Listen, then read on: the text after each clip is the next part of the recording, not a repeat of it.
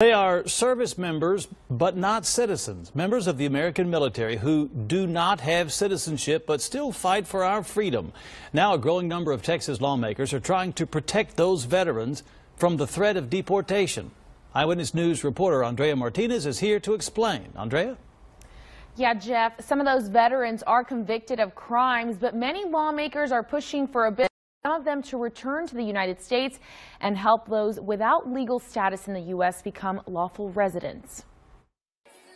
This weekend, Congressman Joaquin Castro and 6 other members of the Congressional Hispanic Caucus are headed to Tijuana, Mexico, to meet with deported veterans. A spokesperson with Castro's office says up to 20 veterans and their families will be there discussing the Veterans Visas and Protection Act.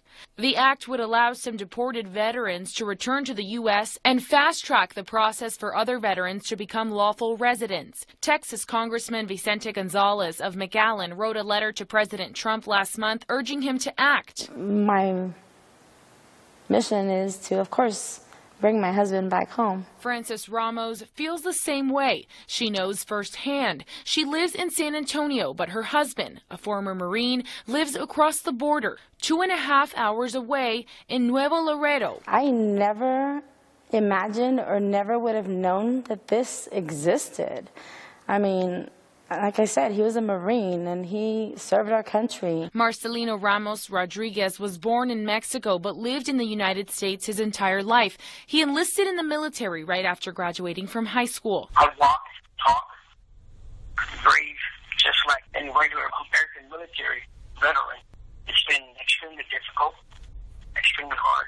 Rodriguez was deported following a conviction of injury to a child, a crime for which he served 2 years in an American prison. And while he acknowledges his wrongdoing, both Rodriguez and his wife say deported veterans face many hardships back in Mexico. They don't have a VA hospital over there. They can't collect their pension check, even going to school.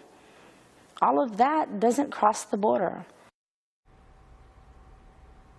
Now, activists lobbying for change say military veterans should be punished for the crimes they were deported. Congressman Joaquin and the delegation will travel to Tijuana this Saturday. Andrea Martinez, KENS 5, Eyewitness News.